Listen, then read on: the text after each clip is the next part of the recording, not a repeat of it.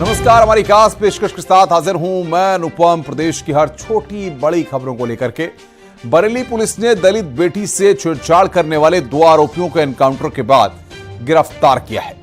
इन दोनों शहदों ने सरे बाजार एक बेटी को छेड़ा था और डराने के लिए फायरिंग भी की थी। अब पुलिस ने एनकाउंटर के बाद दोनों को पकड़कर सलाखों के पीछे भेज दिया है।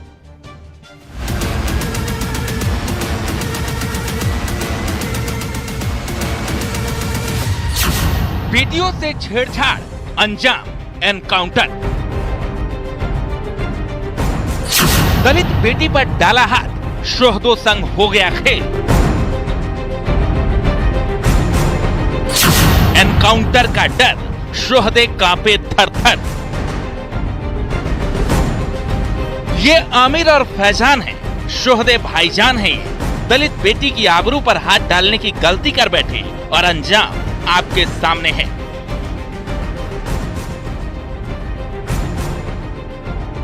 घटना बरेली की है। 16 साल की छात्रा से बीच सड़क इन शोहदों ने छेड़छाड़ की, विरोध करने पर फायरिंग की। डरी सहमी बच्ची घर गई और परिवार को आप बीती सुनाई। खबर सुनते ही हिंदू संगठन और भीम आर्मी वाले भड़क उठे। उधर दूसरी तरफ छेड़छाड़ की खबर मिलते ही पुलिस ने शोहदों की घेराबंदी शुरू कर दी और अंजाम देखिए। थाना आंवला अंतर्गत एक युवती के साथ छेड़खानी की घटना कारित हुई थी, जिसके संदर्भ में मुकदमा संख्या 434/24 BNS SC/ST एक्ट एवं पॉक्सो एक्ट के अंतर्गत सुसंगत धाराओं में अभियोग पंजीकृत किया गया था। जिस छात्रा से छेड़छाड़ हुई वो दलित समाज से है, जबकि आरोपी दूसरे समुदाय से ताल्लुक रखते हैं। घटना के बाद से ही पुलिस इन शोहदों को तलाश कर रही थी। तभी आंवला थाना इलाके में पुलिस ने एनकाउंटर में आमिर और फैजान को अरेस्ट किया। दोनों के पैर में गोली लगी है। दोनों को जिला अस्पताल में भर्ती कराया गया है। छेड़छाड़ के मामले में कुल 4 आरोपी बनाए गए हैं। पुलिस ने चारों युवकों पर छेड़छाड़, पॉक्सो एक्ट, SC/ST एक्ट समेत गंभीर धाराओं में केस दर्ज किया है। वहीं पुलिस ने गुंडा एक्ट की कार्रवाई शुरू कर दी है। यानी शोहदों की 7 पुश्तें भी ऐसी गलती दोहराने से पहले 14 बार सोचेंगे। यह घटना करने वाले दोनों अभियुक्त द्वारा पूछताछ के दौरान इनके पास अन्य अवैध असला की बात प्रकाश में आई थी। असला बरामदगी के दौरान इनके द्वारा पुलिस बल पर फायरिंग की गई। पर्याप्त चेतावनी के उपरांत पुलिस बल द्वारा आत्मरक्षार्थ कंट्रोल्ड फायरिंग की गई, जिसमें आमिर पुत्र आसिफ व फैजान पुत्र आलम निवासी कस्बा आंवला के घुटनों पर गोली लगी है। एक गांव की रहने वाली 16 साल की छात्रा इंटर कॉलेज में पढ़ाई कर रही है। शनिवार दोपहर को वो अपनी परीक्षा के काम से आंवला में जनसेवा केंद्र में गई थी। तभी आमिर और फैजान वहां पहुंचे। उन्होंने उसके साथ छेड़छाड़ की। उसने जब विरोध किया तो उन्होंने गलत तरीके से बॉडी को टच किया। छेड़खानी से छात्रा बुरी तरह से डर गई, लेकिन शोहदों की हरकतें बंद नहीं हुई। उसने किसी तरह हिम्मत जुटाकर शोर मचाया। भीड़ जुटने लगी, लेकिन इसके बाद भी शोहदे नहीं रुके। बात बढ़ने लगी तो दोनों ने तमंचा निकाल लिया और धमकाया कि अभी आंवला को बांग्लादेश बना देंगे और फायरिंग कर दी। यानी शोहदों ने सरे बाजार न छेड़छाड़ की, बल्कि जान से मारने की धमकी भी दी। जब उन्हें लगा कि अब वे पकड़े जाएंगे तो भागने लगे। इस दौरान लोगों ने दौड़कर एक आरोपी को पकड़ लिया, जबकि दूसरा भाग निकला, जिसे एनकाउंटर के बाद गिरफ्तार किया गया है। दोनों को उपचार हेतु अस्पताल भेजा गया है। महिला संबंधी अपराध करने वाले ऐसे अभियुक्तों के विरुद्ध बरेली पुलिस कठोरतम कार्रवाई सुनिश्चित करेगी एवं ऐसे केसेस में गुंडा एक्ट के अंतर्गत भी कार्रवाई सुनिश्चित की जाएगी। आरोप है कि छेड़छाड़ करने वाले आरोपियों ने लड़की को उसका धर्म बदलने की भी धमकी दी। यही नहीं, दावा है कि आरोपियों ने लड़की को कहा कि अगर शिकायत दी तो बांग्लादेश जैसी हालत कर दूंगा। इस घटना के बाद हिंदू संगठन और भीम आर्मी के कार्यकर्ता ने थाने का घेराव किया और सख्त कार्रवाई की मांग की। Bureau report, news 18।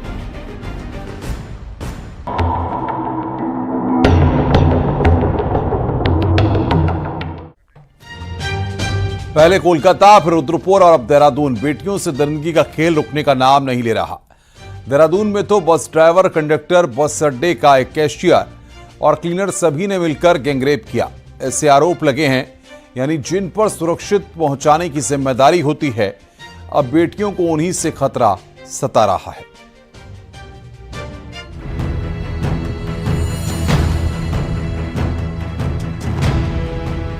दरिंदगी, वहशीपन,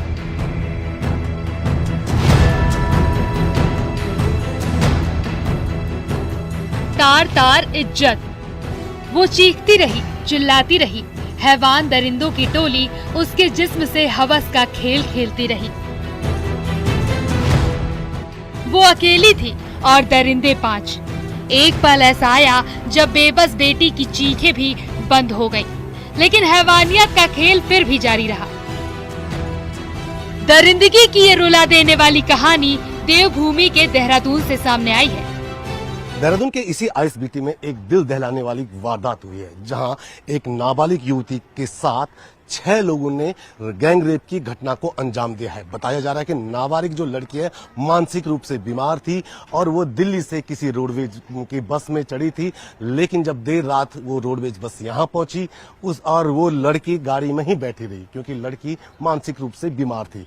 और उसके बाद उस गाड़ी में बैठे कुछ लोगों ने, यहाँ तक कि कुछ ड्राइवर बताए जा रहे हैं, कुछ कंडक्टर बताए जा रहे हैं, करीब 6 लोग ऐसे मिले हैं जिन्होंने उस युवती के साथ, उस नाबालिग के साथ गैंग रेप की घटना को अंजाम। बताया ये भी जा रहा है कि कुछ लोगों को पुलिस ने हिरासत में भी लिया है। घटना 12 अगस्त की है, जब मानसिक रूप से कमजोर लड़की दिल्ली से रोडवेज की बस में देर रात आईएसबीटी बस स्टेशन पहुंची थी, जहां बस ड्राइवर और कंडक्टर के साथ 6 लोगों ने लड़की के साथ गैंगरेप किया।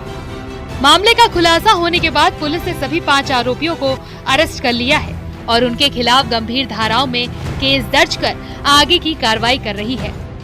कभी कोलकाता, कभी रुद्रपुर और अब देहरादून। बेटियों से दरिंदगी का ऐसा खेल खेला जा रहा है कि पुलिस भी हैरान है। समाज भी अपने बच्चों की परवरिश पर। इस बार तो जिस बेटी से दरिंदगी की गई, वो तो दिमागी तौर पर इतनी कमजोर है कि अच्छे बुरे का फर्क भी आसानी से समझ नहीं सकती। को पकड़ा गया तो उससे पूछताछ में फिर दूसरे का नाम, तीसरे का नाम, इस तरह 5 लोग इसमें टोटल जो है प्रकाश में है, जिसमें 2 ड्राइवर हैं, एक इसमें सरकारी कर्मचारी का ड्राइवर है, साथ ही साथ एक उसमें क्लीनर है और एक सफाई जो बस की करता है। इस तरह जो इन्वॉल्व थे वो सारे लोग एक ही उसमें इन्वॉल्व थे और एक उसमें कैशियर है। तो समस्त घटनाक्रम में अभी तक जो जानकारी मिली कि दिल्ली और इसके बीच में बस चलती है, दिल्ली और देहरादून के बीच में, और कश्मीरी गेट पर ये लड़की वहां पर घूमते हुए मिली थी, जिससे ड्राइवर की कुछ बात हुई और इसके बाद उनके साथ उस बस में बैठ कर यहाँ पर आ गई थी और इसके बाद इसके साथ ये घटनाक्रम हुआ। तो अभी तक जितनी चीजें आई हैं, अभी तक जितने कम समय में जो जितना प्रयास हो सकता था, 5 लोग जो आइडेंटिफाइड कर लिए गए। एक पूछताछ के बाद 5 को हिरासत में ले लिया। जानकारी के अनुसार पीड़िता यूपी के मुरादाबाद की रहने वाली है। घटना के बाद से लड़की की मानसिक स्थिति ठीक नहीं है। बताया गया है कि 12 अगस्त की रात 12:30 बजे वो दिल्ली से उत्तराखंड रोडवेज की बस से देहरादून पहुंची थी। उसी दौरान आधी रात के समय नाबालिग के साथ दुष्कर्म की घटना हुई। 12 अगस्त की रात हैवानियत का खेल खेला गया। लड़की 13 अगस्त की सुबह बदहवास हालत में मिली। शरीर पर कोई बाहरी चोट या खून के निशान नहीं थे, लेकिन अंदरूनी चोट ने उसे अंदर से तोड़ दिया।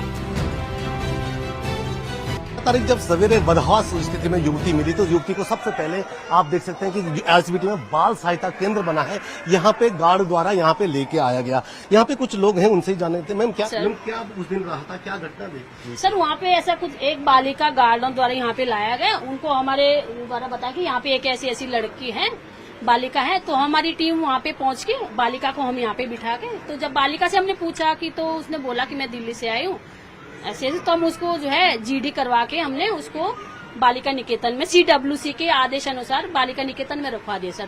क्योंकि युवती मानसिक रूप से बीमार थी, जिसका ये देखने को मिला है कि वो यहाँ पे पहुंची थी, यानी कि बाल सहायता केंद्र जो देहरादून के आईएसबीटी में ये बूथ लगा है, वहाँ पे पहुंचे थे और इन्हीं लोगों ने युवती को CWC यानी कि चाइल्ड वेलफेयर जो कमेटी है वहाँ भेजा था। फिलहाल पूरे मामले की जाँच जारी है। पुलिस ने 5 आरोपियों को गिरफ्तार किया है। जबकि फरार आरोपी की भी जल्द ही गिरफ्तारी कर ली जाएगी। देहरादून से न्यूज 18 के लिए सत्येंद्र वर्तमान।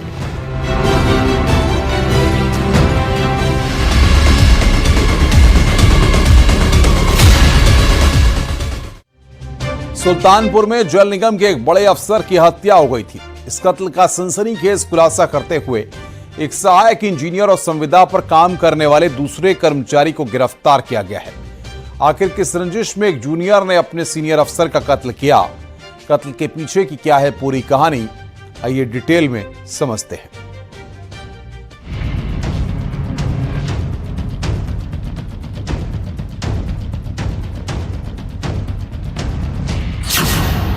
करप्शन का खेल, मौत का तांडव।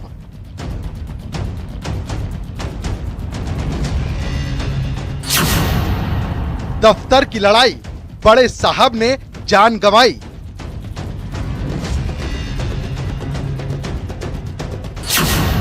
एनकाउंटर के बाद पकड़ा गया जूनियर इंजीनियर।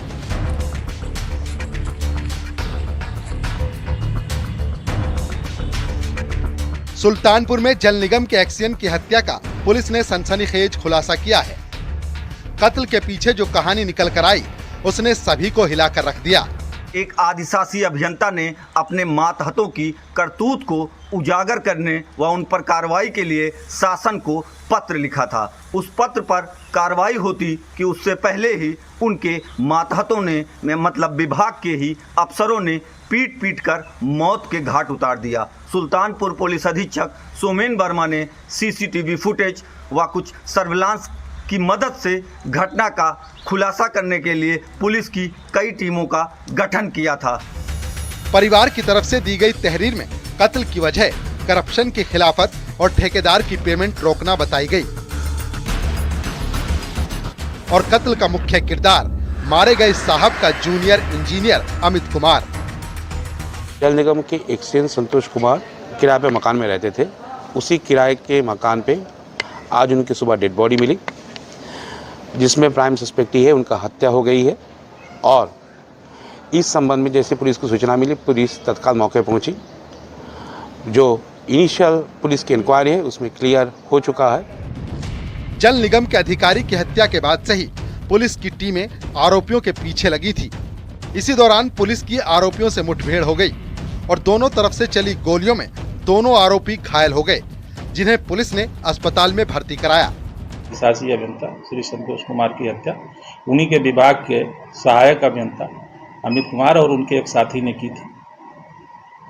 उनको रात में मुठभेड़ हुई, जिसमें दोनों अभियुक्तों को गिरफ्तार किया गया और नियमानुसार उनको आज विधिक कार्यवाही करने के उपरांत न्यायिक अभिरक्षा का रिमांड लिया जाएगा। इस कत्ल की सबसे चौंकाने वाली वजह यह है कि दफ्तर की लड़ाई दो इंजीनियर्स के बीच वर्चस्व की जंग बन गई और वर्चस्व की लड़ाई अहम पर आई तो जूनियर ने सीनियर इंजीनियर की जान ही ले ली।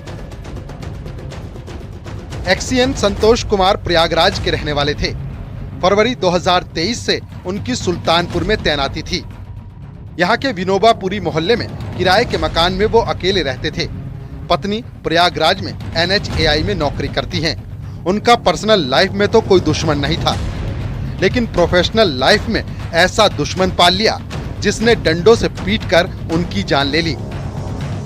अभी तक की जो पूछताछ में यह तथ्य प्रकाश में आया है कि अधिशासी अभियंता द्वारा इनके जो अमित कुमार हैं सहायक अभियंता, इनके कामकाज में लापरवाही और अनियमितता के कारण इनके विरुद्ध पत्र लिखा गया था और उसमें संभवतः कोई जांच भी चल रही थी, जिससे ये बहुत क्षुब्ध थे और अभी तक तो यही कारण प्रकाश में आया है। अन्य कारणों की भी विस्तृत रूप से छानबीन की जा रही है। अब तक की छानबीन में यह पता चला कि एक्सियन ने AE अमित पर करप्शन के मामले की जांच बैठाई थी। इसकी शासन से शिकायत भी की गई। साथ ही जूनियर इंजीनियर के ट्रांसफर की भी सिफारिश की थी, लेकिन इस बात के रंज में डूबे अमित के सिर पर मानो खून सवार हो गया।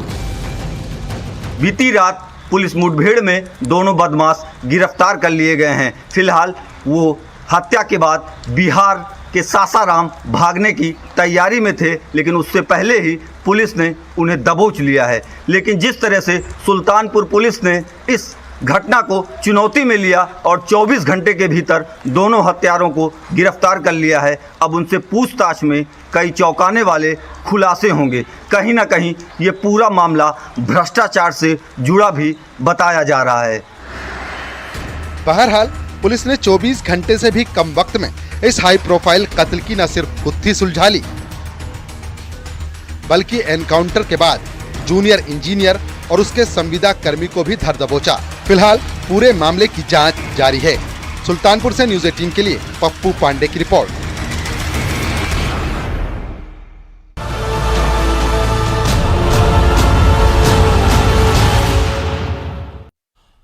फ्रांस में एक एयर शो के दौरान बड़ा हादसा हो गया। आसमान में करतब दिखा रहा प्लेन क्रैश हो गया।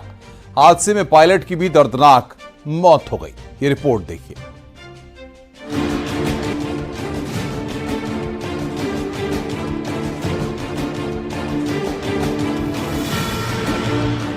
फ्रांस में एयर शो के दौरान हादसा, प्लेन हो गया क्रैश। एयर शो के दौरान उस वक्त दर्शकों की धड़कनें रुक गई जब हवा में उड़ रहा प्लेन अचानक गोते खाने लगा और महज कुछ ही सेकंड में क्रैश होकर समंदर में गिर पड़ा। हादसा कितना भयंकर था उसका अंदाजा लगाया जा सकता है। पायलट प्लेन को नियंत्रण में नहीं रख सका। आसमान में उड़ रहा प्लेन अचानक तेजी से नीचे की ओर आया और पलक झपकते ही पानी में समा गया। दुर्घटना वाली जगह पर कई फीट ऊपर तक पानी उछल कर आया। प्लेन को उड़ा रहे पायलट की भी दर्दनाक मौत हो गई। बाद में पायलट के शव को बरामद कर लिया गया। प्लेन क्रैश होने के बाद एयर शो को भी रद्द करना पड़ा। हादसे के पीछे की वजह की जांच पड़ताल की जा रही है। एयर शो मित्र देशों की सेना के डीडो लैंडिंग की 80वीं वर्षगांठ के मौके पर आयोजित किया गया था। 16 अगस्त की ये घटना है। दक्षिण फ्रांस में एयर शो चल रहा था। एयर शो में फ्रांस की वायुसेना की एरोबैटिक्स टीम शामिल थी, जिसने दुर्घटना के बाद अपना शो रद्द कर दिया। फ्रांसीसी वायुसेना के मुताबिक फोगा मैजिस्टर विमान फ्रांसीसी वायुसेना की फ्लाइंग टीम के साथ उड़ रहा था, लेकिन इसी दौरान वो हादसे का शिकार हो गया। इस पुराने विमान में इंजेक्शन सीट नहीं थी, जिससे पायलट के बचने की संभावना भी नहीं थी। पायलट प्लेन में ही फंसा रह गया और वो अपनी जान नहीं बचा पाया।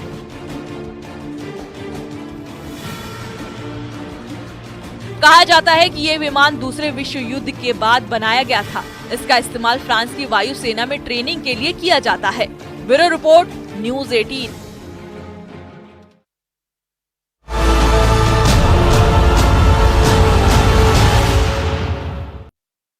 कन्नौज हादसे का खौफनाक वीडियो सामने आया। 14 अगस्त को यह हादसा हुआ था। तेज रफ्तार कार डिवाइडर से टकरा गई।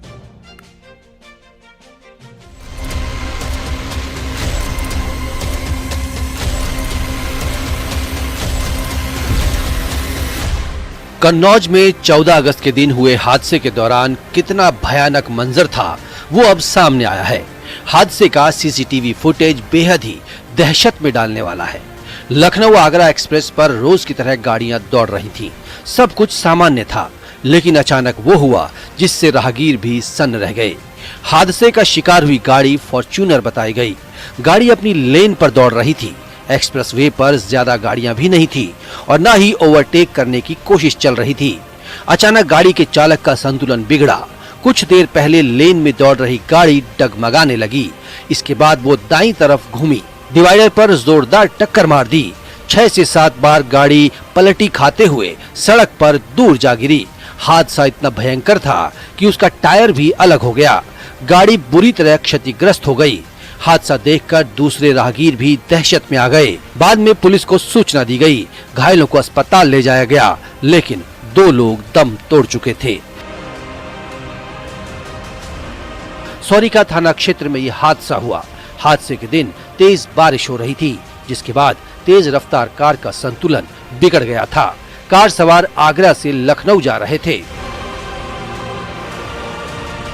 वहीं नोएडा सेक्टर 62 में रफ्तार का कहर देखने को मिला। यहाँ रोडवेज बस ने स्कूटी सवार लड़कों को रौंद डाला। हादसे में 4 लड़के गंभीर रूप से घायल हो गए, जिन्हें अस्पताल में भर्ती कराया गया। वहीं इस घटना के बाद से आरोपी ड्राइवर फरार है। सेक्टर 62 के गोल चक्कर की ये घटना है। चश्मदीदों के मुताबिक चारों लड़के एक ही स्कूटी पर सवार थे। एक की हालत गंभीर बनी हुई है। हादसे के बाद मौके पर भीड़ जमा हो गई। सूचना देने के बाद पुलिस की टीम भी मौके पर पहुंची। हाईवे पर जाम लग गया था। पुलिस ने बस और स्कूटी को हटवाकर यातायात को फिर से चालू करवाया। जानकारी के मुताबिक सुबह करीब 5:45 बजे बस ने स्कूटी को टक्कर मारी। बस स्कूटी को कुछ दूर तक खींचती ले गई।